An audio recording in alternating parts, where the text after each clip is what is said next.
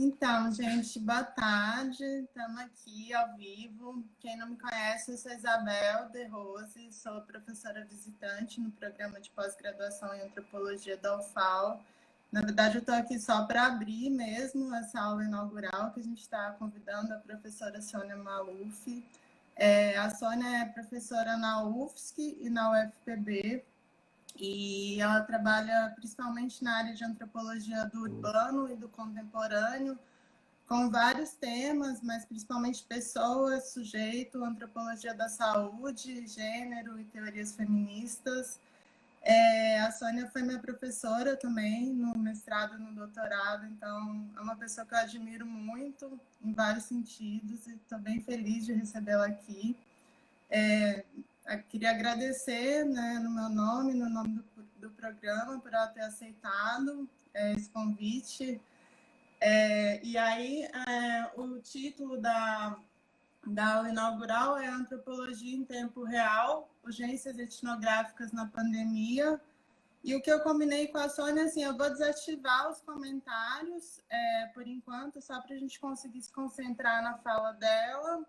E aí, na parte final, quando der uns 30, 35 minutos, eu ativo para quem quiser mandar perguntas, que ela vai tentar responder mais no final da live.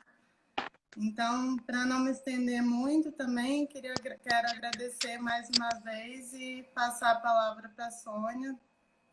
Também estou muito interessada em ouvir essas reflexões sobre o lugar e o papel da antropologia nesse tempo de pandemia.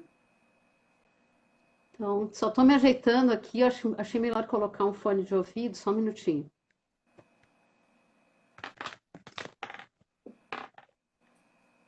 Para o som ficar melhor para vocês também. Peraí um pouquinho.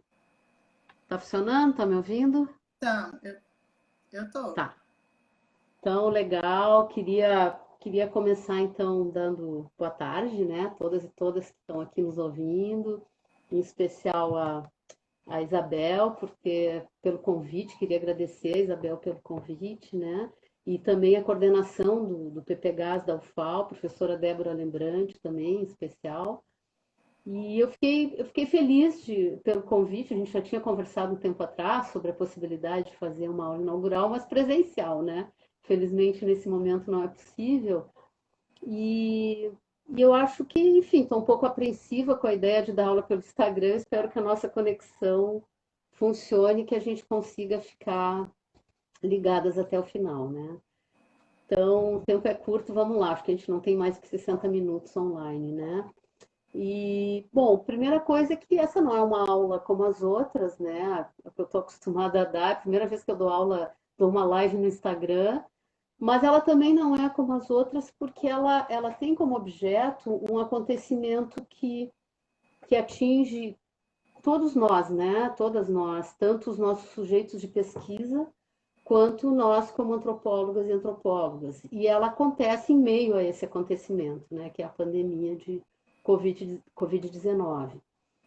Então, de certo modo, a gente pode pensar esse momento um pouco a partir da noção de comunidade de destino, né? Um momento em que a alteridade, que é tão central para pensar a teoria e a prática antropológicas, se dissolve um pouco, ou pelo menos se dissolve aparentemente num grande incomum, que é essa pandemia.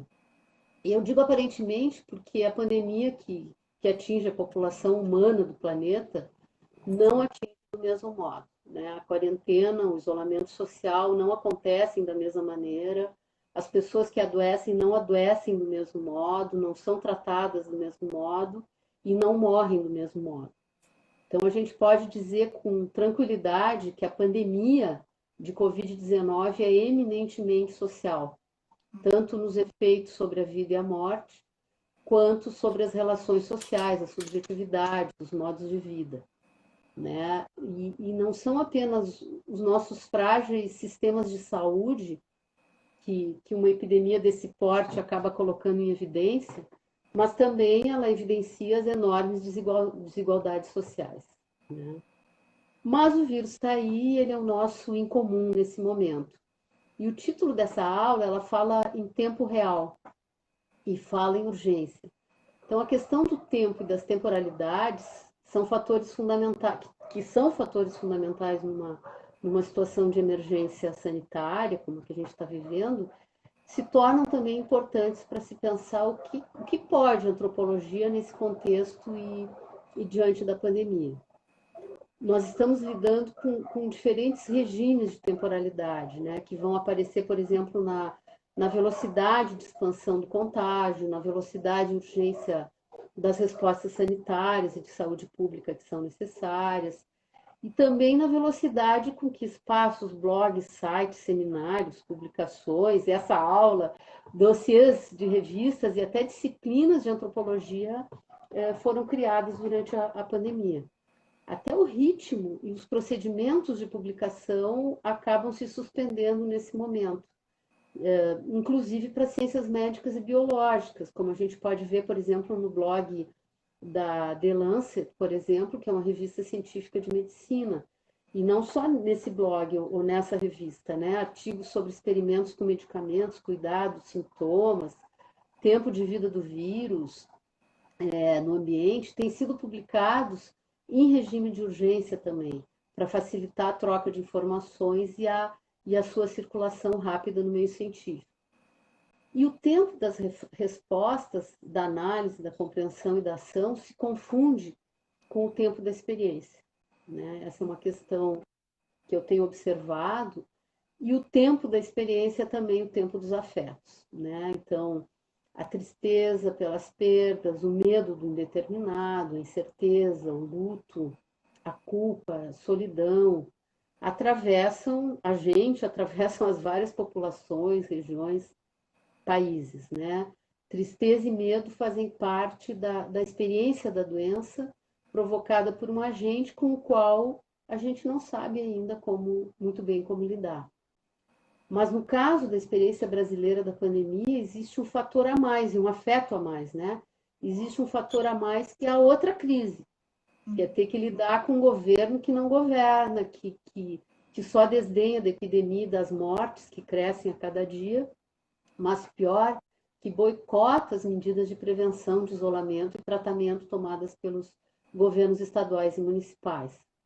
Então, além de estar indo na contramão de muitos países que, neste momento de crise, aumentaram investimentos do Estado, não só em saúde, no Brasil, a pandemia está sendo usada como pretexto para fazer passar um programa anterior de destruição de direitos do governo federal.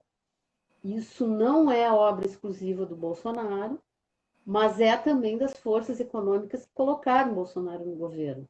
Empresários e banqueiros, para quem a tragédia é mais uma oportunidade de negócios, né? Seguindo um dos mais caros princípios do capitalismo do desastre, que se utiliza da crise e da tragédia para se renovar e reproduzir. Tragédia is business, diria Milton Friedman, né? Que é o guru do Paulo Guedes. E ontem, no grupo de empresários que acompanhou o Bolsonaro para pressionar o STF para tomar medidas contra o isolamento e pelo congelamento do serviço público, eu fiquei surpresa que um dos representantes do empresariado que estava lá era uma representante da indústria farmacêutica brasileira e de 51 laboratórios farmacêuticos brasileiros, numa ação que desrespeita diretamente as orientações da própria Organização Mundial de Saúde, né? Falaram nesse encontro em morte de CNPJ, num escracho absoluto sobre as 9.000 mortes ocorridas até agora. E para mim não é só uma metáfora infeliz ou fora de lugar, mas é o mundo real do neoliberalismo mais obsceno que a gente está vendo hoje em ação no Brasil. Assim, a situação brasileira traz um afeto a mais, que é a raiva, né? O Nuno Ramos escreveu na Folha de São Paulo domingo passado: estou exausto de raiva. Estamos todas exaustas de raiva, né? E esses afetos de medo, tristeza e raiva não precisam ser suspensos ou deixar de existir na hora de escrever um artigo ou mesmo de dar uma aula. É preciso mais do que nunca reconhecer essa potência do afeto e o quanto ele pode nos ajudar a entender a experiência no tempo do seu acontecimento, no tempo real. Então, a necessidade de falar sobre a pandemia acaba tendo um sentido duplo para mim. De um lado, a óbvia necessidade social de gestão da crise, de enfrentamento ao vírus e de pensar quais são os aportes da antropologia nesse esforço científico mais geral, e de outro lado, a necessidade que a gente poderia chamar de ética, moral e política, de tentar dar algum sentido ao que a gente está vivendo, uma necessidade que é mobilizada pelos afetos, pelas emoções desencadeadas pela proximidade do adoecimento, da morte, mas também do caos existencial de todo um país, né? Então, nessa aula eu vou discutir algumas questões que a pandemia trouxe para a antropologia, tanto em relação aos impactos do isolamento sobre a pesquisa etnográfica, a gente tem falado bastante sobre isso, quanto sobre a importância da pesquisa antropológica e das ciências humanas em geral para um enfrentamento efetivo ao vírus e aos seus efeitos sociais, econômicos, culturais, simbólicos e subjetivos. Meu foco vai ser o Brasil e penso que isso já complica o suficiente a questão.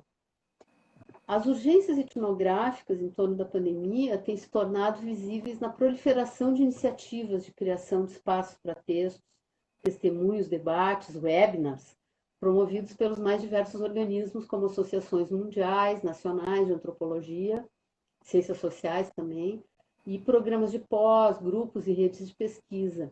E entre essas iniciativas no Brasil, a gente tem coisas muito legais acontecendo. Tem o boletim, o podcast da Amports, que tem publicado os textos curtos sobre os diferentes temas evocados pela pandemia, o Travessias.pandemia da UNB no Instagram, o blog Antropológicas Epidêmicas, o Epidemia de Narrativas, que acho que é do PPGAS da UFPEL, o Museológicas Podcast da UFPE, o Antropologia na Epidemia do INCT Brasil Plural e o Observatório Antropológico da FPB. E nessa semana foi lançado o Relicário, também no Instagram, em homenagem às mulheres que morreram por coronavírus, né? Eu tentei mapear o que eu pude, peço desculpas se eu deixei alguém de fora, né? Mas eu acho muito legal entrar e conhecer essas iniciativas. E eu queria destacar nessas iniciativas aquelas que além de textos acadêmicos e de análise, estão preocupadas em produzir e dar visibilidade ao ativismo social durante a pandemia. Ações de apoio e solidariedade às comunidades e populações que hoje estão numa grande dificuldade, não só em se protegerem do contágio, mas também em obter o mínimo para conseguirem sobreviver. Todas elas são iniciativas riquíssimas e mostram a pujança da antropologia brasileira nas suas mais diferentes sub-áreas e linhas de pesquisa, ensino e intervenção. Também nas antropologias mundiais, a gente observa um crescimento das respostas e dos espaços antropológicos dedicados à pandemia.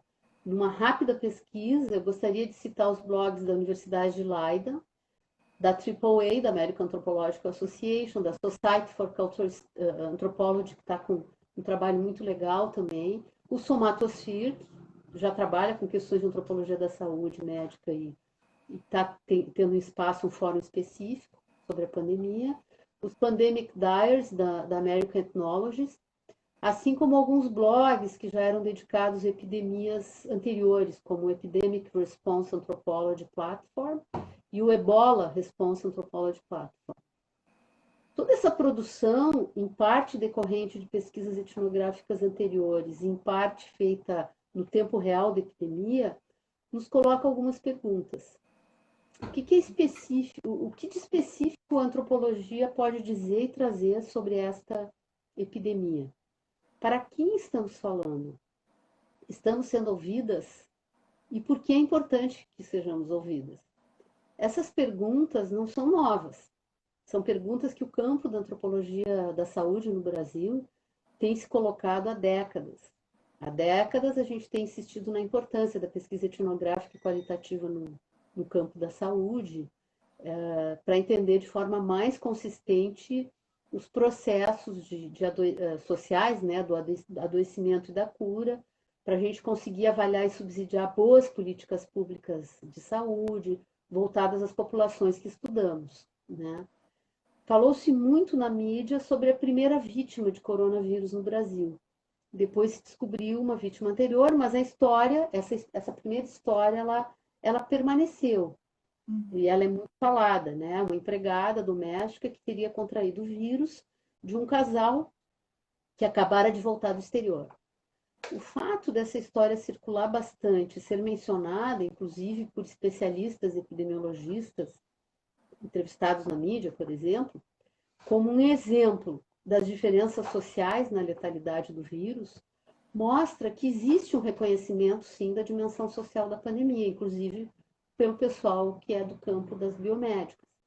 Só que esse reconhecimento ele não se traduz na elaboração das políticas, que estão dando, né, numa elaboração de políticas que deem o devido peso a esses fatores sociais. Quando a epidemia chegou nas periferias de São Paulo, a letalidade aumentou enormemente. No dia 6 de março, a letalidade em São Paulo, no estado de São Paulo, já estava em 8%. Né? Circulou muito um mapa comparando o bairro do Morumbi com o bairro da Brasilândia. E a disparidade enorme de letalidade entre esses dois bairros, um de elite, de ricos, né, de classe média alta para cima, e outro de população em alto índice de precariedade. Hoje já há outros bairros de São Paulo com a letalidade ainda maior que a Brasilândia. Né? E aí a gente começa a se perguntar quais são as áreas do conhecimento que têm condições de compreender essas diferenças e essas desigualdades sociais e os modos distintos como a pandemia chega e com que se lida com ela nessas diferentes populações. Quem possui as metodologias e instrumentos de análise para isso? E não é apenas uma questão de análise demográfica, como se falou no primeiro momento, proporção de idosos na população, concentração populacional, mas também, no caso do Brasil, uma questão muito forte de configuração familiar, dos modos específicos de cuidado das crianças, dos idosos, dos doentes, do tipo de uso dos aparelhos urbanos e do bairro, da existência ou não de saneamento básico, de estrutura e composição das moradias, de hábitos corporais e de higiene, né? Hoje a gente vive um momento de exclusão e silenciamento das humanas, né? Um dos desfechos perversos disso foi o novo edital de iniciação científica do CNPq, que simplesmente retirou da possibilidade de iniciação à pesquisa milhares de estudantes de cursos ligados às humanas. Eu penso que essa exclusão, ela reflete tanto um desprezo pela ciência, como uma visão muito limitada e precária do que seja a ciência, reduzida a questões de inovação tecnológica. Essa briga é antiga, como a gente sabe, né? E a gente sabe que o campo científico de um país é composto pelas diferentes áreas e disciplinas que se sustentam umas às outras, né? E de diversos níveis de pesquisa, da iniciação e os vários graus de formação às pesquisas avançadas, da ciência básica às ciências aplicadas. E cortar ou destruir uma dessas áreas esgarça todo o campo científico. Acaba rompendo um elo fundamental que constitui esse campo, né? Um elo que não é apenas formal ou burocrático, mas epistêmico. Porque sem a complexidade das áreas de conhecimento não se entende a complexidade do mundo. E no caso específico, não se entende a complexidade desta pandemia, né? Só que eu acho que a exclusão das humanas ela também está ligada a uma visão de que o resultado de uma pesquisa deve gerar lucro. No caso de uma pandemia, a própria tragédia se torna mais uma oportunidade de se fazer bons negócios, principalmente para as grandes corporações, né? Em especial as da indústria farmacêutica e de equipamentos e insumos médicos. De certo modo, menos ciências humanas se encaixa perfeitamente no projeto de menos Estado, porque são as ciências humanas que trazem a dimensão dos direitos e das necessidades das populações mais vulnerabilizadas, invisibilizadas e precarizadas. E onde o Estado deve estar agindo com boas políticas, né? Mesmo durante a pandemia, o governo brasileiro segue à risca o preceito de menos Estado para os pobres, Estado máximo para os bancos e para as grandes empresas. Então, para organizar um pouco a minha reflexão nesse contexto mais geral, eu vou falar então de dois aspectos da antropologia na epidemia do Covid-19. Um que é a antropologia durante o isolamento social como é que fica a pesquisa etnográfica durante e depois da pandemia, e a antropologia da pandemia em 2 momentos. Como mobilizar todo um conhecimento antropológico anterior acumulado para ajudar, né, a pensar essa pandemia, e a etnografia e antropologia da pandemia, né? A primeira delas, que é a antropologia na pandemia, independente se o tema é em si ou não a pandemia, tem a ver com como fazer pesquisa antropológica neste momento de isolamento e distância social, quando um dos princípios da pesquisa etnográfica é o contato direto com os nossos sujeitos de pesquisa, né? A antropologia acontece em campo. Muitos estudantes de graduação e pós-graduação que iriam entrar em campo no início da epidemia ou que já estavam em campo, tiveram que recuar, já redimensionar as suas pesquisas. Conheço estudantes que tiveram que sair de campo, né? E aí instrumentos de pesquisa de campo começaram a ser revistos, né? Pensando em formas de contato à distância, deslocando o foco da pesquisa, de uma pesquisa etnográfica mais tradicional para pesquisas documentais, por exemplo, pesquisa na rede, e transformando as redes sociais num enorme e variado campo etnográfico, agora não apenas voltado a uma antropologia das redes sociais e do ciberespaço, mas uma antropologia nas redes sociais, né? Só que não existe uma fórmula nem um manual para efetivar essas mudanças dos nossos instrumentos de pesquisa. E num primeiro momento, parecia que bastavam algumas reacomodações de algumas estratégias de pesquisa tradicionais. As entrevistas seriam feitas por WhatsApp, Skype ou e-mail. As narrativas seriam gravadas à distância, os eventos, os rituais, né, que agora estão acontecendo virtualmente também, seriam observados desse modo. Mas quanto mais a gente percebe que a vida social continua acontecendo, também, tanto dentro, mas também fora das redes, fica evidente que será necessário muito mais do que reacomodações desses tradicionais instrumentos de pesquisa antropológica. Grande parte das populações, comunidades e sujeitos com quem a gente pesquisa são as mesmas que estão na pior situação para o enfrentamento da pandemia. São as que mais estão morrendo, são as que menos têm meio para seguir o mandamento do isolamento e da distância social, ou de obedecer o comando do fique em casa. Muitos antropólogos hoje estão envolvidos no apoio a essas comunidades, indígenas, quilombolas, população em situação de rua, imigrantes, mulheres em situação de violência, enfim. E os contatos etnográficos anteriores com esses sujeitos estão permitindo, né, que as antropólogas e os antropólogos percebam muito mais rapidamente a sua situação e consigam escutar suas demandas e necessidades, né? Demandas e necessidades que são incodificáveis pelas estatísticas epidemiológicas. Então, apoiar e fazer parte dessas redes de solidariedade não é um ato paralelo ou externo à pesquisa, mas passa a fazer parte do fazer antropológico, né? Onde já não fazia, né? Em muitos lugares já fazia, para muitas pesquisadoras já fazia parte, né, do fazer antropológico, da praxis antropológica.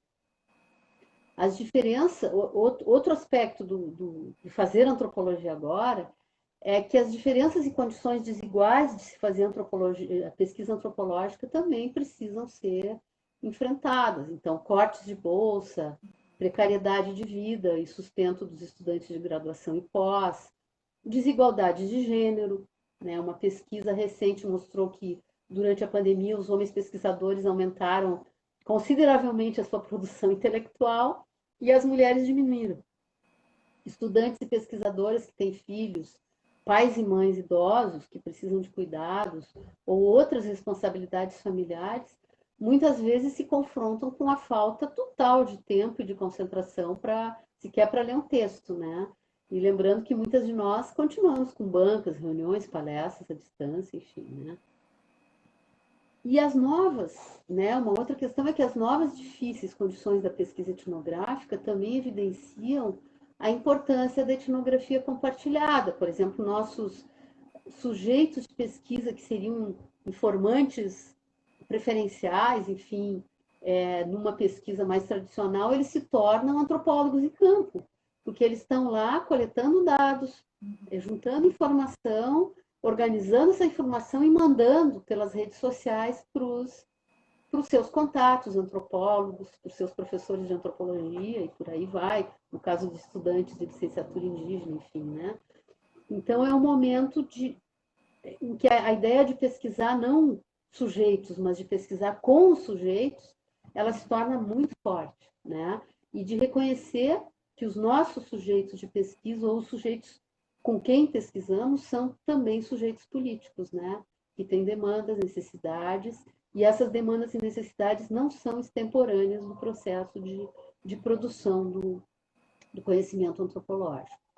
Então, essa é uma primeira dimensão. Uma segunda dimensão, não sei como é que eu estou de tempo aqui, eu vou falar um pouco, então, da antropologia da pandemia, que eu acho que tem dois momentos. No primeiro momento, como eu falei, está ligado aos modos como o conhecimento antropológico já acumulado pode ser mobilizado para compreender e propor políticas e ações para o momento atual. Isso diz bastante respeito às pesquisas na antropologia da saúde, em especial as pesquisas sobre epidemias anteriores, como HIV, AIDS e Zika vírus, que a gente tem uma vasta produção da antropologia brasileira, belíssima, importante, e que tem muito a dizer, né? Mas mobiliza também a antropologia do Estado, das políticas públicas, a antropologia urbana, como, por exemplo, os trabalhos sobre os processos de gentrificação dos bairros centrais e precarização dos bairros populares e de ocupação, os estudos sobre os marcadores sociais da diferença, classe, raça, gênero, deficiência e outros, né? Todo o conhecimento acumulado sobre as populações que a antropologia brasileira estuda ao longo de sua história, que são precisamente as mais expostas à precariedade social e às desigualdades e à subalternidade também, né? Então, mobilizar todo esse conhecimento agora, no tempo real dos acontecimentos, é um desafio enorme, mas eu penso que a gente tem muito a dizer. O segundo momento da antropologia da epidemia está ligado às etnografias feitas diretamente no fronte dessa pesquisa e das situações de emergência que muitas dessas populações estão enfrentando agora, né? E eu chamei isso de urgências etnográficas. O que está em questão aqui é o que são as respostas, o que são respostas científicas à epidemia e como respostas que não levem em conta fatores sociais, culturais e esses diferentes marcadores da diferença acabam não se constituindo em respostas científicas consistentes ou plenas. Eu estou insistindo nesse tema e vou continuar insistindo, né? Como eu falei antes, a gente está vivendo uma situação muito complexa em relação ao campo científico no Brasil. Porque, de um lado, a gente tem, como eu falei, o governo anti-ciência, que nega todos os conhecimentos acumulados até agora, inclusive sobre essa epidemia, e que vem desarticulando a ciência brasileira, mas, de outro lado, a gente tem um tipo de cientificismo excludente, sutil, que insiste em não reconhecer a importância das humanas nas respostas e no enfrentamento à epidemia.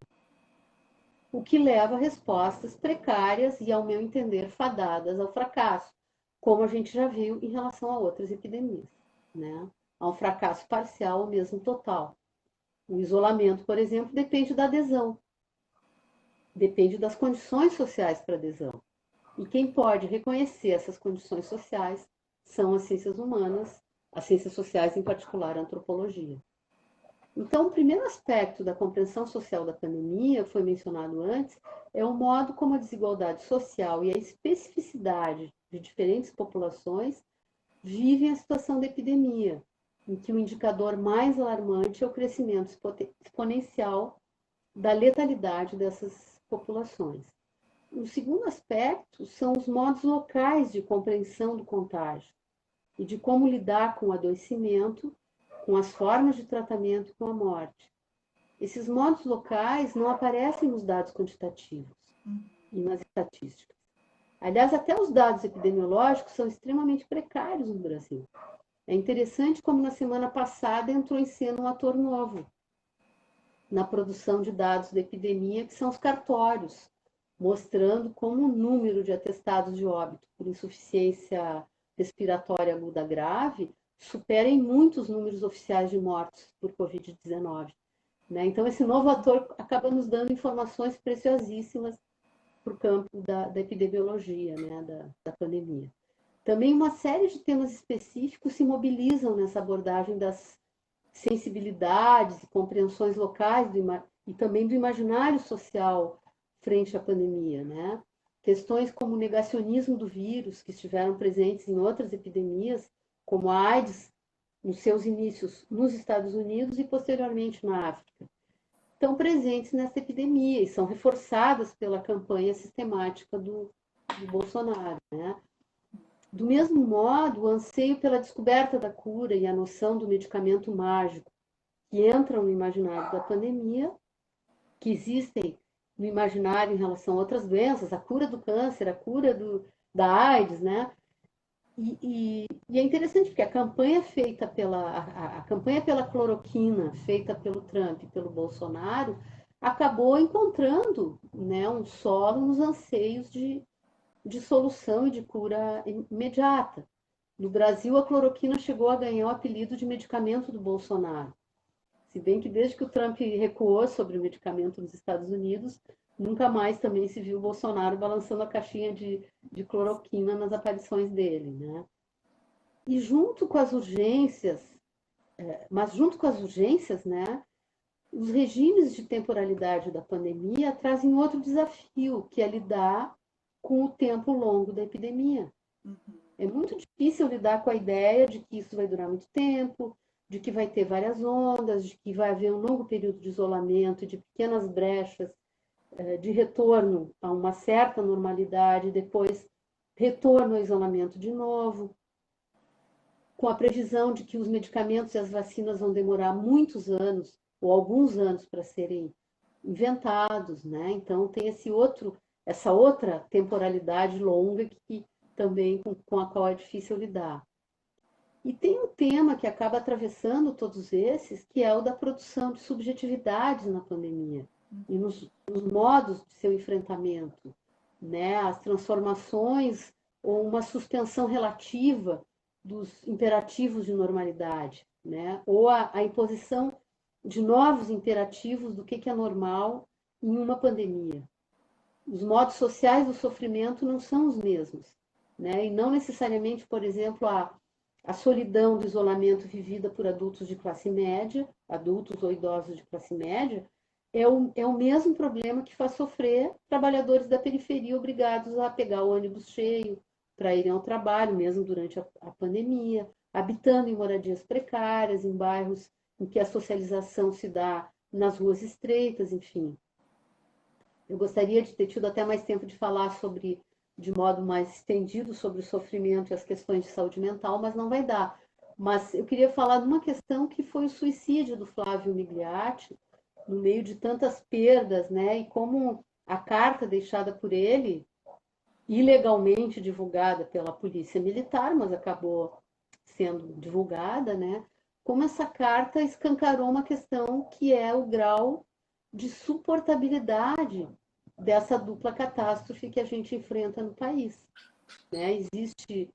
Existe uma posição defendida pelo Bolsonaro e por muitos empresários e por alguns médicos até, desde o início da pandemia, a ideia de não se fazer isolamento e de apostar naquele chamado contágio de manada, que num primeiro momento foi a política adotada pelo Boris Johnson no Reino Unido, por exemplo, né? Existe nessa visão do contágio de manada uma visão profundamente eugenista. Por quê? Porque ela diz que, bom, há pessoas que vão morrer nesse contágio de manada. E a gente sabe que são idosos, doentes e pessoas que se alimentam mal, que vivem na periferia em condições de precariedade muito grande. Mas isso é considerado o mal menor diante de um valor maior, que é a economia. A economia ela ganhou e as empresas ganharam, os CNPJs ganharam o estatuto de pessoa no discurso do empresariado brasileiro, né? Quem são esses descartáveis? Como eu falei, né? Todos os precarizados, pobres, enfim, idosos, por aí vai. Pessoas com comorbidades. Então, não é à toa que o conceito de necropolítica acabou sendo usado e acaba sendo largamente usado para falar desse momento, né? Mas eu queria falar também de uma outra dimensão do que a antropologia pode dizer sobre a pandemia, que são as ações e os ativismos locais, né? A diretriz que marca a campanha do isolamento tem um problema de fundo, né? Fique em casa e deixe que os profissionais de saúde ajam por você. Qual é o problema de fundo? O primeiro é que, além das condições profundamente desiguais desse direito ao isolamento, né, que a gente já viu, existem dificuldades em se cumprir um mandato desse porte, né? Pelas condições sociais, pela necessidade, né? Todas as necessidades aí de ganhar o pão. E é evidente, eu não estou questionando a distância social nem o isolamento. É evidente que a distância social e mesmo o lockdown são fundamentais e já vieram tarde. Mas uma política de isolamento, ela precisa estar articulada com outras medidas, quando a gente olha para essas populações precarizadas, né? Com outras medidas voltadas às necessidades específicas de cada população. Então, por exemplo, as sociedades indígenas, que já conviveram com epidemias anteriores que dizimaram comunidades inteiras. Em plena pandemia, a gente está vendo uma escalada das violações às terras indígenas, a paralisação das fiscalizações do IBAMA por parte do Ministério do Meio Ambiente. Então, como pensar uma política de enfrentamento à pandemia junto às populações indígenas sem uma política emergencial de demarcação e de garantia da inviolabilidade dos territórios indígenas? Então, junto com isso, outras ações concretas, que é a questão de apoio, de alimentos, a frente indígena, as várias frentes indígenas que estão se formando de apoio às comunidades, né? Enfim. Nas favelas e nas periferias urbanas, né? Vocês viram as reportagens sobre falta de água e de sabão nas comunidades. Então, o enfrentamento ao coronavírus e outras epidemias, elas mostram a necessidade de articular uma política de isolamento e uma política de saúde com políticas de combate à pobreza, à desigualdade social, ao desemprego, à fome, à miséria, e uma política emergencial de saneamento básico, que garanta água e rede de esgoto em todas as comunidades e bairros, né? Pode ter uma comunidade urbana brasileira sem saneamento básico. Fora, né, que a gente vê a incapacidade gritante do Estado em conseguir manejar os diferentes aparelhos urbanos de modo mais racional, né? Tanto os aparelhos públicos quanto os privados. Né? Em contraste, por exemplo, com a China, que conseguiu construir hospitais em poucos dias, que requisitou hotéis para colocar pessoas com diagnóstico positivo em quarentena. No Brasil, os hotéis estão fechados. Estão fechados, não tem ninguém nos hotéis. Né? No Brasil, se esperou lotar os leitos públicos de UTI para começar a se pensar em adotar a fila única para as UTIs. E ainda com o ministro da Saúde, que é contra. Né? Então, enfim, né? Mas além dessas condições desiguais, o fica em casa, ele também se baseia no princípio de desagenciamento quase absoluto das pessoas. Né? E aí eu acho complicado, porque eu acho que uma política de saúde baseada exclusivamente em critérios técnicos da epidemiologia e sem uma visão social dos efeitos da epidemia, acaba desconhecendo as iniciativas e as invenções locais das respostas à epidemia e aos efeitos econômicos e sociais do isolamento. Né? Então, é interessante pensar o que essas iniciativas, esses saberes com os quais a gente trabalha como antropólogas, né? Esses modos locais de lidar com a pandemia, podem ajudar na produção de políticas públicas, por exemplo. Né? Eu vou dar alguns exemplos. Enquanto os economistas chamavam a atenção do Estado para que impulsionasse uma política de reconversão industrial, voltada, por exemplo, à produção de EPI.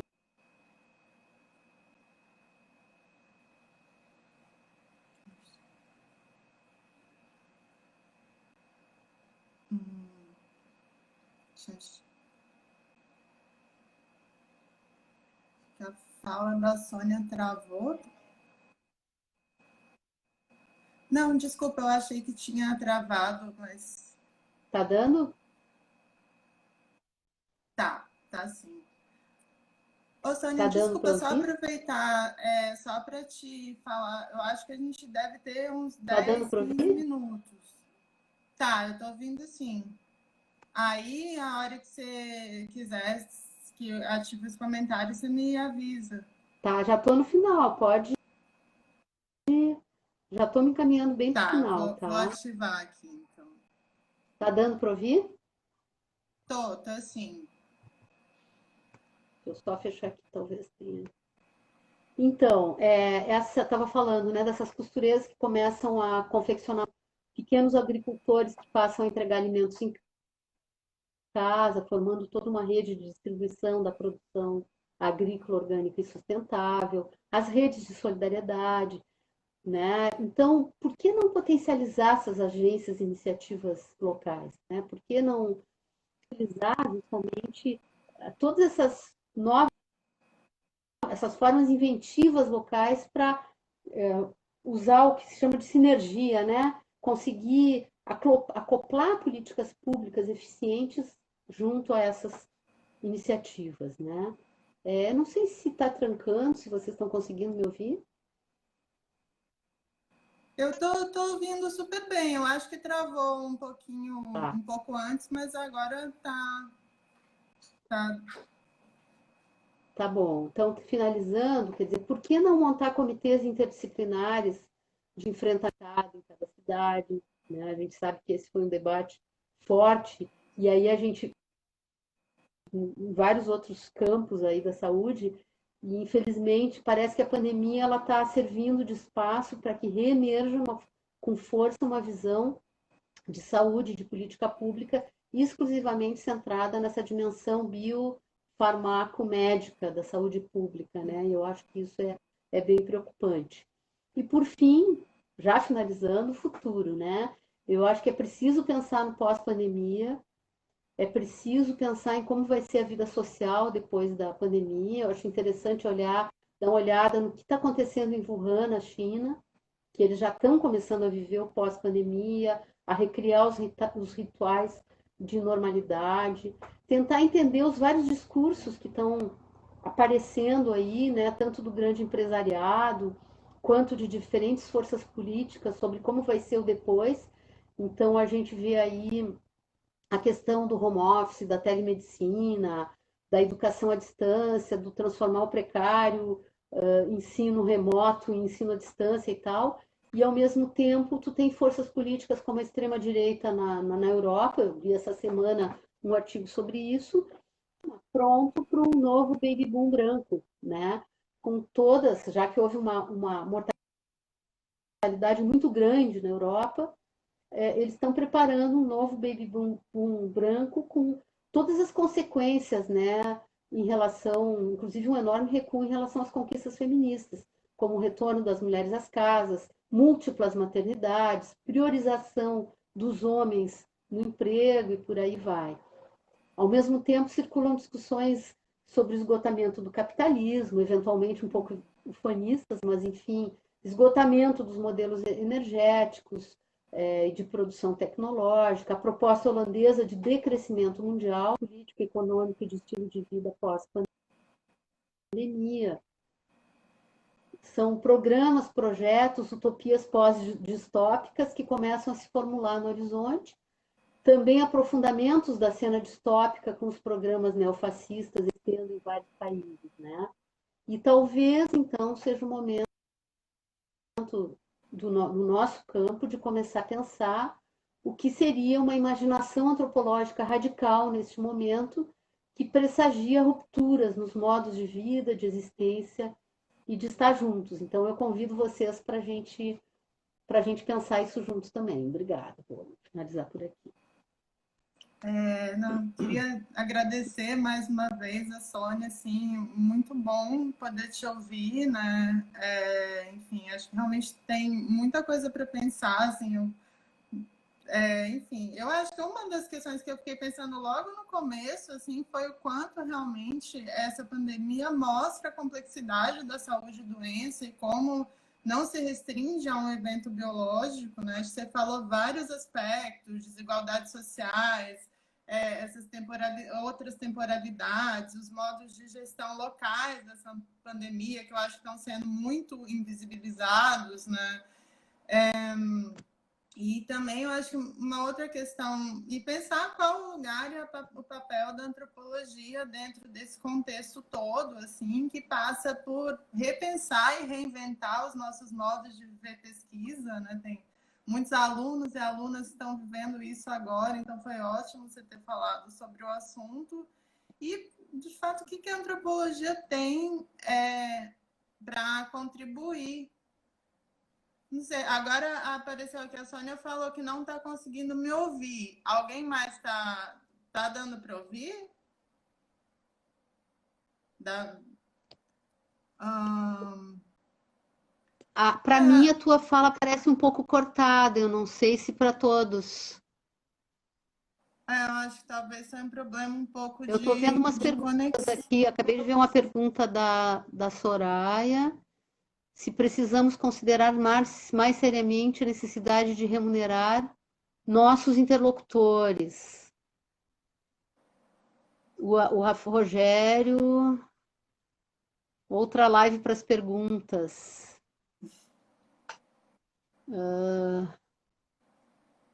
Tem uma pergunta aqui.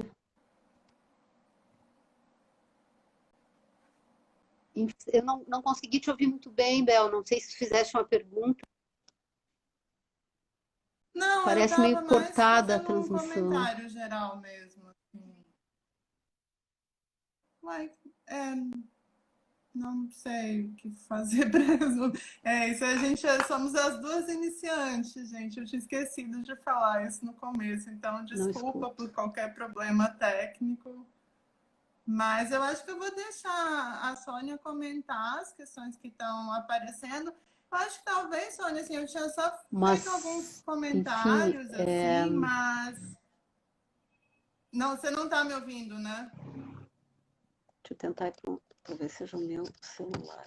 Não, então eu vou deixar você comentar as questões que estão aparecendo. Gente, desculpa pelos problemas técnicos, viu? Eu acho que a Sônia travou ali. Vamos ver se ela volta. Não escuto. Mas só para explicar, a gente já falava no começo, né? Que eu deixei desativados os comentários para a gente poder concentrar na fala da Sônia. E a ideia era, na parte final, abrir um pouco para perguntas e interações. E as pessoas que estão perguntando, a gente vai deixar a live salva. Eu não sei se é a minha conexão, vou tentar ir para um lugar mais... A gente vai deixar a live salva, sim. E depois a gente Tá vai dando para ouvir? disponibilizar pelo YouTube também. Mas, Sônia, tava dando para te ouvir super bem, viu? Eu ouvi sua fala toda. Não consigo escutar, mas... Enfim, a pergunta da Soraya, minha resposta seria sim, né? Eu acho que os nossos interlocutores, eles são, mais do que interlocutores, eles estão trabalhando em campo, né? Eles estão lá e uma dificuldade é justamente como dar condições para que eles consigam fazer isso. Eu sei que lá em Florianópolis, o pessoal tem discutido com os alunos da licenciatura indígena que estão nas terras indígenas, né, que estão produzindo material, que estão mandando material, que eles não têm nem uma rede mesmo web, né, rede decente para conseguir conversar por WhatsApp, né? E aí o pessoal estava vendo formas de conseguir criar as condições, não só criar as condições para que eles possam trabalhar e continuar agindo, enfim, as suas intervenções junto à comunidade, mas também que tenham algum tipo de retorno, né, dessas atividades deles. Tá dando para ouvir? Sim. Para mim a imagem está cortada, não sei se. Ah, tá. Alguém está falando aqui sobre falar sobre saúde mental em algum outro momento, né? E concordo. W. Souza C., não sei quem é, falando que existe uma hierarquização das ciências das próprias universidades. Sim, existe, mas ao mesmo tempo existem iniciativas interessantes, como da UFPB, estava lendo ontem, de que vai garantir as bolsas PIBIC das humanas com edital próprio, se não me engano. Então, a gente realmente está numa situação em que, né, a gente sempre fica se perguntando por que que a gente vai falar se não vai ser ouvido, né? Mas eu acho que a gente está na briga, acho que a gente tem que continuar falando.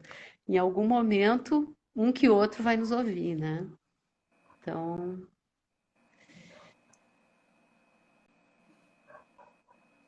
Eu não sei, você enfim, tá conseguindo me ouvir agora, Sônia? Não, né? eu não consigo ouvir a Bel. Talvez, é, eu não sei, gente, desculpa por esse problema técnico no final, que a Sônia não tá conseguindo me ouvir. Tira o fone. Tá, Mas agora tem outro. É que tá com delay.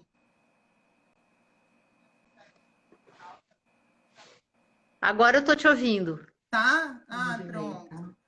Não, eu acho que a gente tá bem no finalzinho, assim, eu acabei me perdendo um pouco com o tempo, mas acho que deve ter uns 5 minutos, assim. Só queria, assim, antes de terminar, né, agradecer mais uma vez. Acho que foi muito bom para todo mundo ouvir a Sônia nesse momento. Acho que ela conseguiu elencar assim, muitos, muitos, muitos aspectos que estão envolvidos nisso tudo que a gente está vivendo, desde os afetos, que eu acho que é uma dimensão realmente não dá para esquecer, né? Porque a gente, todo mundo, em diferentes níveis. E, e essa questão, bom, deixa eu ver se eu consigo voltar com a Sônia aqui, que ela saiu, acho que ela caiu. Bom, gente, eu vou fazer assim, eu vou encerrar aqui e eu vou ver com a Sônia se ela quer voltar rapidinho só para fazer um encerramento também, porque, né, não tem condições de encerrar no lugar dela, mas assim, eu queria mais uma vez agradecer, né, a Sônia, agradecer todo mundo que acompanhou a gente. A gente vai deixar a live salva, sim, depois a gente vai disponibilizar pelo YouTube também. É, bom, é isso. Desculpa de novo pelos problemas técnicos agora no finalzinho, mas eu acho que a maior parte da fala deu para acompanhar, né? Então, vou encerrar aqui e vou chamar a Sônia de volta só para ela, enfim, se despedir também e concluir a fala dela. Tá bom, gente? Ai, então, eu vou encerrar aqui. Quem quiser ver a conclusão da fala da Sônia, vou ver se ela volta rapidinho, tá bom?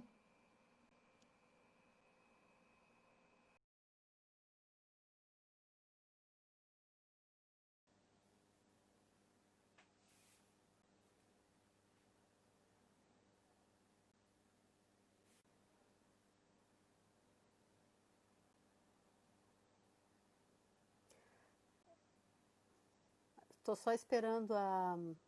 A gente resolveu finalizar pelo meu perfil, porque o perfil do PPGás vai demorar para salvar a fala.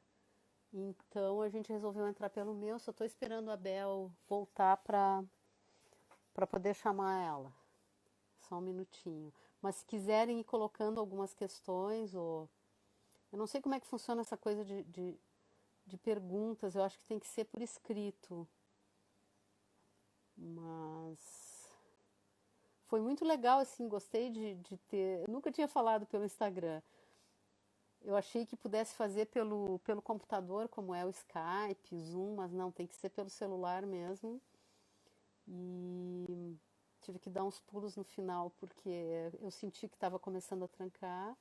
Mas obrigada por terem participado, curti muito. Pena não ter essa oportunidade de conversar mesmo, né? Na verdade, a minha fala foi mais no sentido de, enfim, conversar com vocês, jogar algumas ideias, né? E a Bel tá entrando. Jogar algumas ideias para a gente poder conversar aí nessa e em outras lives também. Oi, Bel. Oi, Sônia. Deu certo? Deu sim. Desculpa por esses problemas técnicos, mas pelo menos foi no final, né? Acho que a gente conseguiu te ouvir super bem, assim. Foi muito incrível.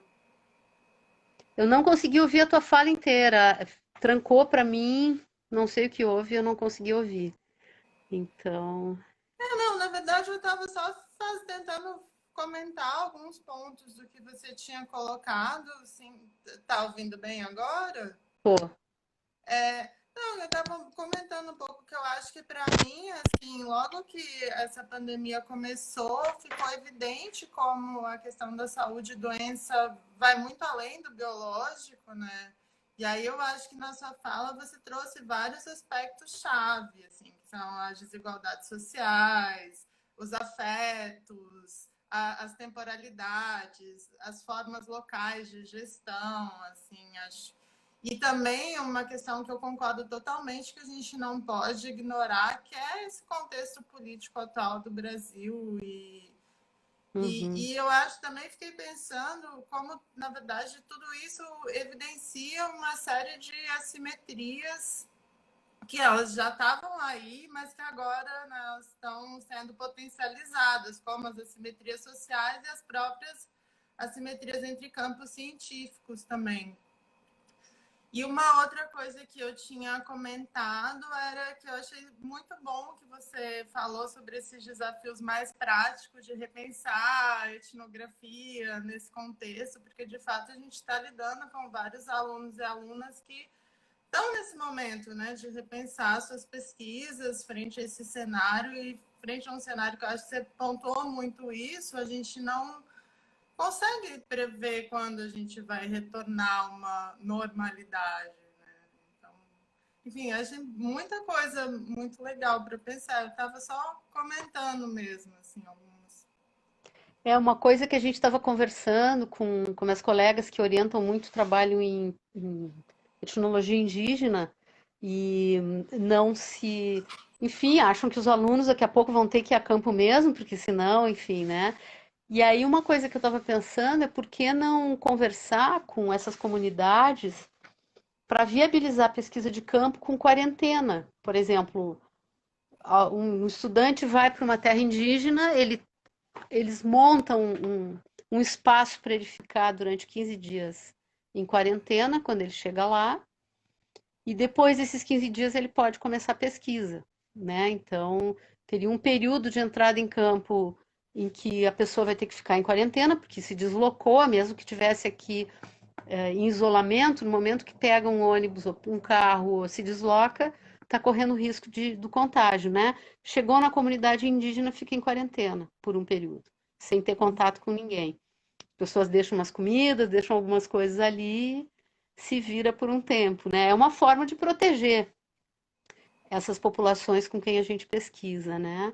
E a Soraya colocou uma questão que eu acho bem importante, que é a questão da remuneração desse retorno, mas que é um retorno reconhecendo o trabalho, né? Um retorno para os nossos sujeitos de pesquisa, reconhecendo o trabalho deles em campo e reconhecendo eles não só como interlocutores, mas como alguém que está produzindo junto com a gente as pesquisas que a gente produz, né? Que a gente está desenvolvendo, enfim. Essa é uma questão bem interessante. Eu acho que por isso que eu coloquei essa questão de que eu acho que não é só reacomodar as nossas antigas técnicas de pesquisa, mas eu acho que é realmente aproveitar esse momento para colocar algumas coisas em questão e colocar algumas questões em pauta também, né? Eu lembro muito dos alunos reclamando que vão em campo em algumas comunidades que, enfim, há uma presença recorrente de pesquisadores e as comunidades vêm com demandas e parece que essas demandas atrapalham a pesquisa. E aí eu costumo responder: vocês estão lidando com sujeitos políticos e vocês têm que, vocês não podem abolir essa dimensão das pessoas, né? Então tem que que encontrar um modo de responder essas demandas também, né? Porque, do contrário, qual é o papel da pesquisa antropológica, né? Eu acho que pensar um pouco que o que a gente vai produzir pesquisando as teses, dissertações, artigos são documentos públicos, né, e que vão ter impactos, né, sempre vão ter impactos. Eu acho que a pesquisa antropológica sempre tem impactos, independente de ser uma pesquisa mais aplicada ou uma pesquisa é, que está trabalhando com questões de representação, mas, enfim, né, com outras temáticas, não necessariamente mais de necessidade imediata. É só uma questão de temporalidade mesmo, né? Há um impacto, há impactos de uma temporalidade mais curta e há impactos de uma temporalidade mais longa, mas sempre que a gente escrever vai produzir alguma coisa, vai produzir algum efeito, né? Acho que ter isso presente também é importante, né? Porque nos coloca com compromisso na escrita também, né? Não só um compromisso com as pessoas lá em campo, mas também um compromisso na escrita, que é pensar os modos de endereçamento daquilo que a gente está escrevendo, a quem a gente está endereçando o que a gente escreve e que tipo de efeito isso pode provocar, né? Acho que essa é uma questão. Eu perdi as outras perguntas que ficaram no outro vídeo, então não sei se tu É, lembra de alguma. nossa, não, porque eu fiquei meio perdida também naquela parte do final, tentando pensar em como resolver o. Sim. Enfim, eu estava falando, quando começou a cortar para mim, eu estava falando sobre as iniciativas, as invenções locais, né?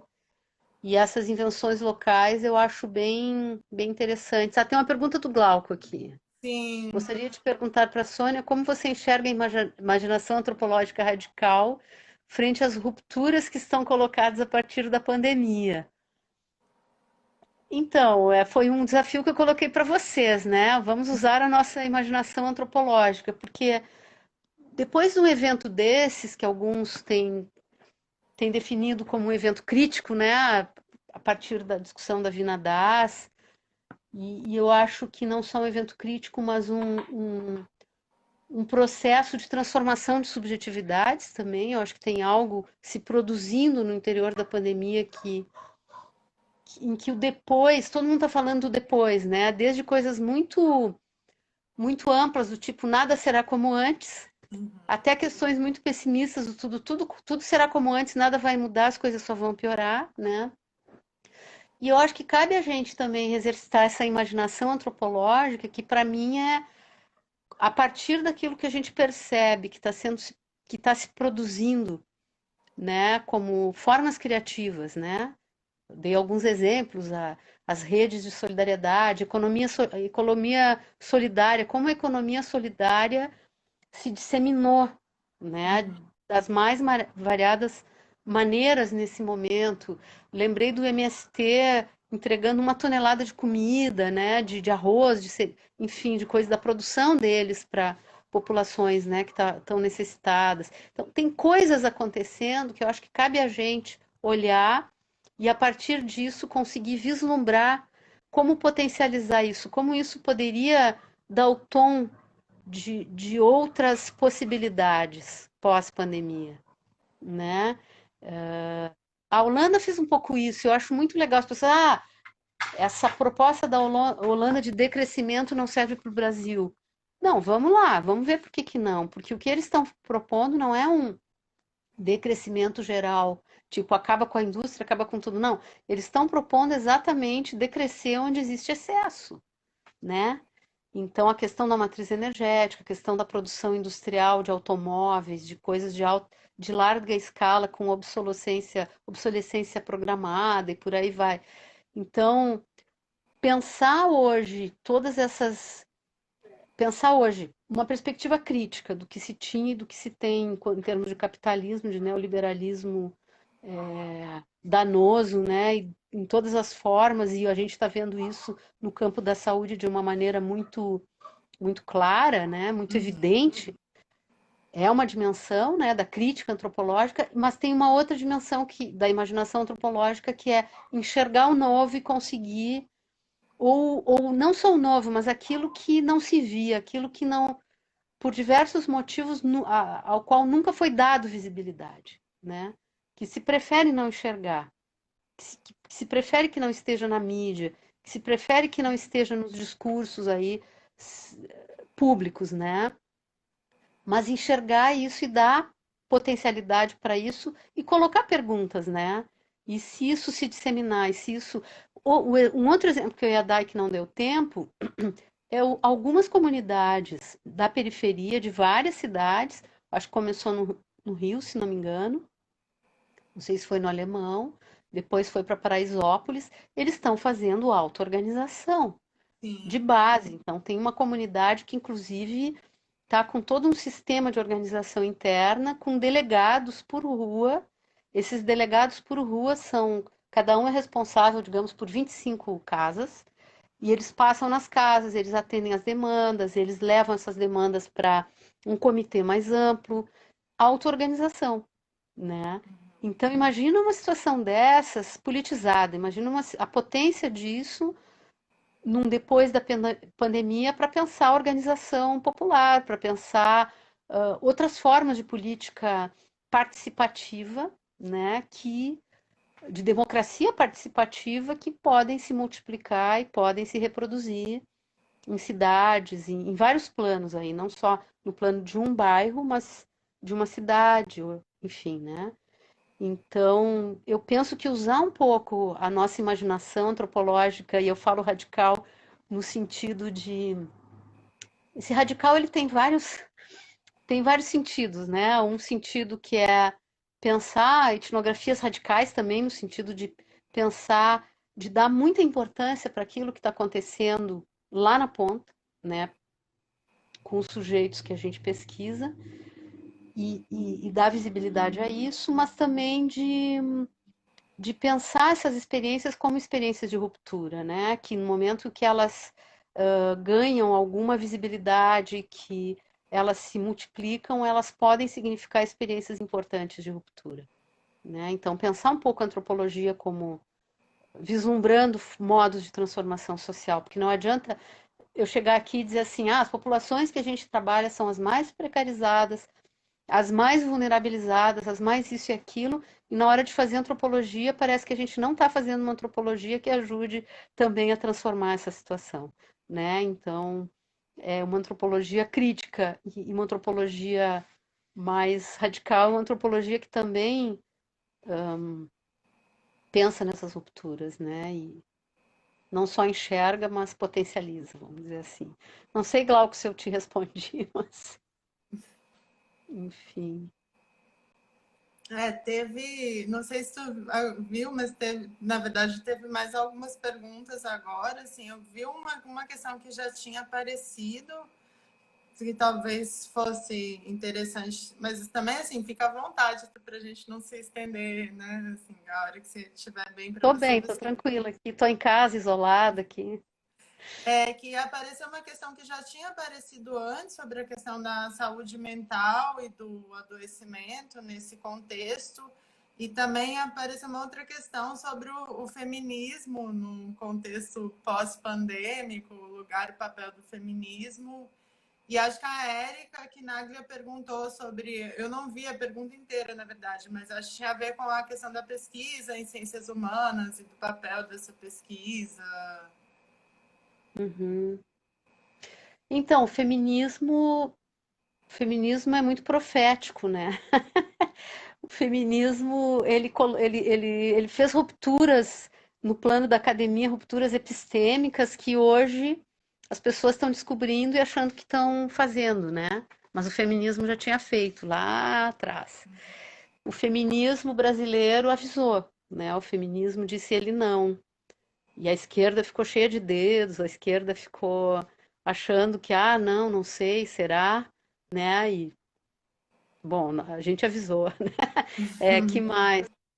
O feminismo tem uma potência muito grande hoje para pensar formas de solidariedade, para olhar para as mulheres que se a gente for pegar em termos de população vulnerabilizada no Brasil, população urbana vulnerabilizada, vamos colocar assim em termos de que grande parte delas são mulheres e grande parte dessas mulheres são negras, né? Então a gente tem aí não só um feminismo, mas um feminismo negro também que tem uma potência política, uma potência epistêmica também enorme, né, para pensar essas respostas, que não são respostas, porque a pandemia ela traz uma questão que não é só uma questão biomédica, nem só uma questão dos processos sociais de adoecimento e cura, mas que é sobre como a doença, a cura, a terapia, as formas terapêuticas, a própria morte, o sofrimento, as condições de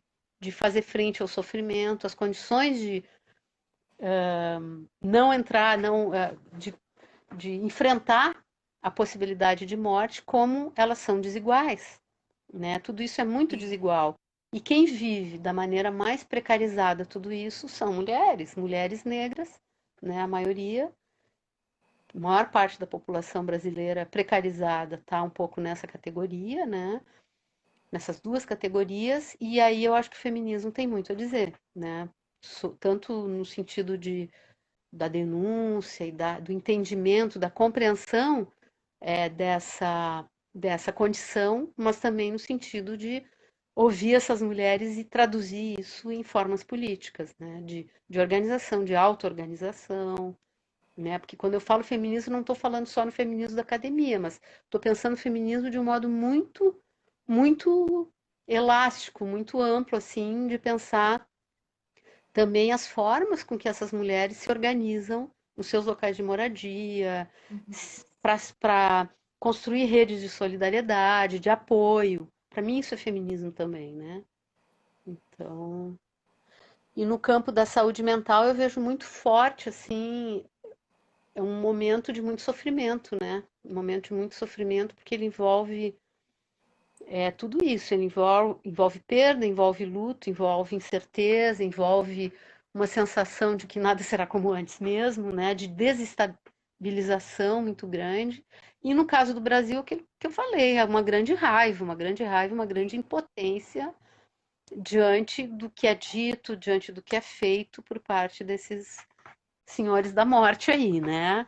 Quando eu vi o Guedes ontem falando, estamos aqui com 45% do PIB brasileiro, né? Aqueles homens todos com uma mulher da indústria farmacêutica, a maioria, o resto tudo homens, o Toffoli, o Bolsonaro, ele, os empresários, eu disse, gente, aquilo dá a exata dimensão do que eles consideram importante, né? E todo o resto não importa, né? Então, isso dá uma raiva muito grande, um sentimento muito grande de impotência. Então, acho que a maneira de enfrentar isso é esses fóruns, é conversar, é tentar valorizar as iniciativas essas, né, horizontais, da base, visibilizar as lutas, né? Estou aqui copiando também o Glauco, que escreveu isso agora, se engajar e visibilizar as lutas, enfim, né? Eu acho que é isso. E acho que tem que levar a sério a questão da saúde mental no sentido do sofrimento, né? O sofrimento, sim, é um sofrimento social, mas ele se instala no sujeito, né? Ele se instala nos indivíduos e em cada indivíduo ele vai se instalar de uma maneira singular, né? Então, é preciso também respeitar as singularidades e respeitar o modo como em cada pessoa esse sofrimento, esses diferentes sofrimentos se produzem, né? Então, existe sim, está começando a existir uma situação de suicídios que começam a acontecer, então essa é uma coisa que deixa a gente muito... Porque tem essa questão, né? O suicídio, quanto mais público, mais ele se torna um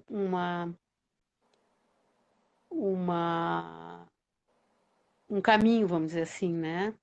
Não é à toa que os psicólogos, eles evitam, eles não gostam quando cartas de suicídio se tornam públicas, tem todo um protocolo, toda uma discussão que é feita dentro da psicologia e da psicologia social sobre essa questão do suicídio, que a gente já pode até questionar, trazendo um pouco aqui a visão das ciências sociais do suicídio, enfim, mas tem que levar muito a sério, né, que as pessoas estão num momento muito difícil, muito no limite das coisas, né? Então, muito na solidão, jovens na solidão, jovens que de alguma maneira paralisaram as coisas que vinham fazendo e fica uma incerteza muito grande em relação ao futuro, né?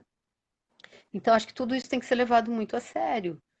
E a própria ideia da distância social que vai continuar depois é uma ideia, é uma coisa que mexe muito, né? As pessoas não vão mais se abraçar, não vão mais poder fazer festa e ficar juntas, enfim, o que que vai acontecer? Né? Claro, para pessoas mais velhas, talvez isso não tenha um efeito, quem é casado, mora em família e tal, mas para os jovens que estão começando a sair, que estão querendo ir para a festa, que estão querendo se encontrar, que estão querendo viver seus corpos, seus desejos, enfim. Isso é muito forte, né? Isso é de uma dimensão que eu não sei nem como. Acho que tem que ouvi-los, né? Tem que ouvi-los e ver o que que eles pensam disso tudo, né? O que que eles estão pensando, o que que eles propõem também, enfim. Mas essa é uma dimensão importante, não é à toa. E não só a saúde mental em geral, mas do pessoal da saúde também. As pessoas estão começando a ter crise de pânico dentro dos hospitais, dentro dos serviços de saúde, porque não tem os equipamentos, né? Então essa é uma outra dimensão que precisa ser levada muito a sério também, né? Ao mesmo tempo desmontaram todos os equipamentos que a gente tinha as redes de atenção psicossocial foram detonadas pelo governo, né? Foram desmontadas, enfim, não receberam financiamento, não receberam recursos. Então, isso no pós-pandemia, a gente vai ter que repensar tudo isso também, em termos de política Sim. pública, né? De retomada das redes e por aí vai, né? É isso, é que realmente pensar numa retomada e em algo um pouco que potencialize, né, essas coisas boas que a gente consegue ver que estão acontecendo mesmo nesse momento tão difícil, aí a gente pensa, mas no Brasil nada disso vai acontecer porque a gente está com um governo assim assado. Então, eu fico pensando, bom, talvez a gente tenha que derrubar o governo antes para conseguir Ai, nossa, colocar tudo isso em não prática. vejo a hora. Então, Eu não sei, eu acho que talvez pegando fiquei pensando também uma questão, né? Pensando nas alunas, pessoal que está fazendo mestrado em antropologia agora, e juntando com essa pergunta da Érica sobre a pesquisa nas ciências sociais humanas e esse exercício, né, de imaginação antropológica, como que você consegue visualizar em termos de campo de trabalho para as ciências sociais humanas e para a antropologia, assim? isso agora na pandemia ou depois, assim, você fala? A pesquisa de campo agora ou mais adiante, assim? Acho que mais adiante, pensando pós, como Eu acho que. que a gente tem que ser um pouco mais agressivas, assim, agressivos, né? Mais positivos, produtivos também no sentido de evidenciar a necessidade não só da pesquisa antropológica ou sociológica, mas dos profissionais, né? Porque quando a gente fala assim, a importância da antropologia da saúde, mas se a gente considera importante, a gente tinha que lutar por antropólogos nas unidades básicas de saúde, por antropólogos nas secretarias de saúde, né? Como a gente conquistou nesse período antropólogos no INCRA, antropólogos no Ministério Público Federal, fizeram concurso para isso, né? Então a gente tem que pensar também em ocupar esses espaços de produção da política, né? Produção tanto no sentido da produção, da grande política, mas também dessa produção cotidiana lá na ponta, né? E para isso a gente tem que mostrar como é necessário, né? Tanto a partir das pesquisas quanto daquilo que está se fazendo. Então, eu continuo apostando, né, que é importante formar alunos na graduação, no mestrado, no doutorado, que vão atuar como antropólogos, na academia, na pesquisa, dando aula, mas também fora da academia. Muita gente que faz mestrado e doutorado não quer atuar na academia. Prefere estar fora, prefere seguir adiante, né, fazendo outras coisas. E eu tenho ex-alunos, ex-alunas que estão fazendo isso, né? E eu acho isso muito legal. Uma outra coisa que eu acho é que é preciso pensar em termos de educação geral, diante do que a gente está vendo no Brasil, não só em estratégias de divulgação científica, Uhum. é fazer a ciência, e no nosso caso, as ciências sociais, as ciências humanas, a antropologia chegarem ao amplo público, né, das mais variadas maneiras, mas pensar em processos de formação, processos de educação permanente, de todo mundo, não só educação formal, mas que as pessoas se sintam na necessidade de se atualizarem permanentemente, ou seja, viver é aprender. Eu acho que esse é um princípio, né? Então, pensar em processos sociais em que esse aprendizado permanente aconteça, não só. Porque aí não é só uma questão de disputar a mídia, disputar as redes sociais, disputar a narrativa com a extrema-direita, com os fascistas e tal. É um outro processo, é um processo de democratização radical da ciência, né? Democratização radical do conhecimento. Eu acho que o conhecimento ele se elitizou tanto que se criou um gap, se criou uma distância muito grande, né, entre aqueles que sabem o que está acontecendo e aqueles que não têm a menor ideia, ou que compram. Não que isso, que eu concorde que exista essa distinção dessa maneira, mas isso acabou acontecendo, né? Então, uma coisa interessante que está acontecendo agora durante a pandemia é que as pessoas. Tem uma expressão que se usa na antropologia da saúde, que é no campo da saúde em geral, que é o paciente informado, né? As pessoas estão indo atrás para saber a última novidade da pandemia, a última novidade disso, daquilo. Estão preocupadas com o que a ciência tem dito, né? Eu acho que isso pode ser um espaço para que tenha continuidade esse interesse na ciência, né? Só que a gente tem que traduzir isso, a gente tem que mudar um pouco a nossa linguagem. A nossa linguagem é muito fechada. Claro que tem níveis e níveis de linguagem, né? A gente pode, óbvio, escrever artigos com uma linguagem mais específica do nosso campo, com as categorias e os conceitos específicos do nosso campo, para dialogar dentro do campo. Mas tem uma dimensão do que a gente escreve que pode sim ser mais democrático no sentido do acesso, no sentido da inteligibilidade, né? Das pessoas se verem naquilo que está sendo dito e pensarem, pô, interessante, isso serve para mim também, né? Então, na abertura, teve um encontro que eu não me lembro qual foi, se foi na abertura da Haas, que foi a palestra do Sérgio Carrara, que eu perguntei, né? Eu disse assim, por que tem tão pouco antropólogo falando nas redes sociais? Porque ele falou na questão política e na angústia, né? Que ele sentia com todo esse momento que o Brasil está vivendo, né? E aí eu coloquei essa pergunta, né? Vamos ver quantos antropólogos estão ali nas redes sociais, a maioria é mulher, inclusive, né? Sim. Estão nas redes sociais brigando, indo lá e tentando traduzir, tentando levar essa conversa aqui para mais gente, né? Apostando na possibilidade desse diálogo, dessa comunicação da ciência ou da nossa antropologia com as pessoas que estão lá o tempo inteiro absorvendo os piores lixos, né, que são produzidos. Então, acho que essa é uma questão que a gente tem que falar, sobre a qual a gente tem que falar seriamente.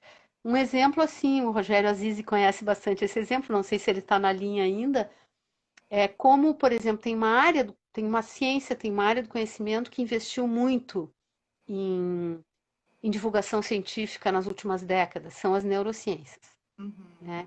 Então, as neurociências investiram, produziram todo tipo de material, estiveram na mídia, e hoje tu vê as pessoas falando e explicando muitos fenômenos, inclusive sociais, usando a neurociência. Teve até filme, né? Que ele, divertidamente, é um libelo neurocientífico, né? É um libelo das neurociências. das neurociências. Então, eu acho que a gente tem que fazer, não digo mimetizar as neurociências, mas a gente tem que se preocupar com a nossa parte, né? Que não é só a divulgação científica da antropologia, mas com essa educação permanente para além das nossas fronteiras. Sim. Uai, Sônia, acho que. Não sei se você quer. Tem mais alguma coisa que você queria. Então, as pessoas estão falando que eu tinha que falar mais em outros momentos. Sim, essa Vamos, ideia é uma vamos. ideia ótima, na verdade. Eu vi no anterior também, teve vários comentários, tipo, faz um curso, faz mais lives, faz. Quem sabe? Vamos pensar, vamos pensar. Eu acho que seria super legal pensar numa continuidade mesmo, porque eu acho também isso, né? Você comentou um pouco sobre isso. Como a gente está, na verdade, todo mundo isolado, mas é super importante a gente achar formas de se conectar para tentar pensar, né, como lidar e o que fazer, viver com essa angústia, viver com esses afetos, viver com essa raiva, né? Eu acho que compartilhar de fato ajuda muito e assim, nesse sentido, várias pessoas comentaram isso, realmente é super bom te ouvir, porque acho que pela sua própria trajetória você conseguiu reunir várias questões e caminhos possíveis também. Estou olhando aqui o Cadu fazendo uma pergunta sobre as velhices, né, e os discursos sobre velhices. Eu tinha falado sobre o suicídio do Flávio Migliaccio, né? E me veio hoje, antes de falar, assim, antes da aula, me veio uma frase de um escritor nigeriano, se não me engano, não me lembro o nome dele, que ele escreveu que um idoso que morre é uma biblioteca que queima, né? E aquilo, o dia que eu li essa frase, eu fiquei muito tocada e hoje me veio muito essa frase, porque afinal os idosos eles estão sendo representados das piores maneiras possíveis nessa pandemia, né? Como Sim, aqueles que atrapalham a economia, porque afinal é por causa deles que as pessoas não estão indo trabalhar, como aqueles que podem morrer, né? Que pode se deixar morrer, como aqueles que têm as vidas descartáveis, como aqueles que são os que são menos ouvidos, os mais desempoderados, enfim, né? E eu acho que talvez seja o momento de mudar um pouco a nossa concepção de velhice e de envelhecimento, né? Porque concordo totalmente com esse escritor nigeriano, eu esqueci o nome dele agora, de que cada idoso que morre é é uma história, é uma biblioteca inteira que está sendo queimada, né? Então, sim. é a Sabe que valorização da vida, né? Eu lembro de toda essa discussão que a gente tem feito sobre biopolítica, sobre antropologia da vida, sobre como a vida, o direito à vida se tornou mais importante que outros direitos, e a gente fez essa discussão criticamente também. Lembro do Didier Fassin fazendo essa discussão criticamente também.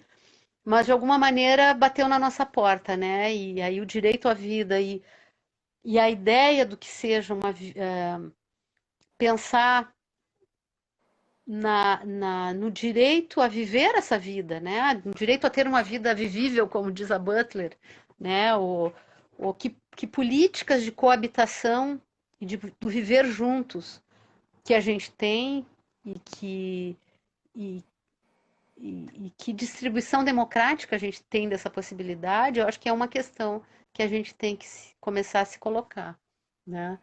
Então, pensar nessa antropologia das políticas da vida, né? Dessas novas políticas da vida que podem emergir de processos tão traumáticos como esse que a gente está vivendo, né? E traumáticos não pelo vírus em si, mas pelo modo como as diferentes respostas políticas, sociais, enfim, se produziram, né? Nos, nos vários países, especificamente aqui no Brasil.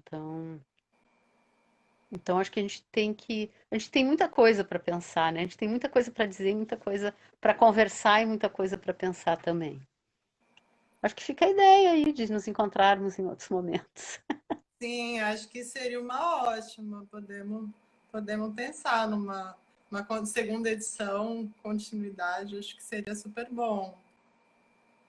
E vocês também que estão aí ouvindo, fazerem as suas e nos chamarem também, né?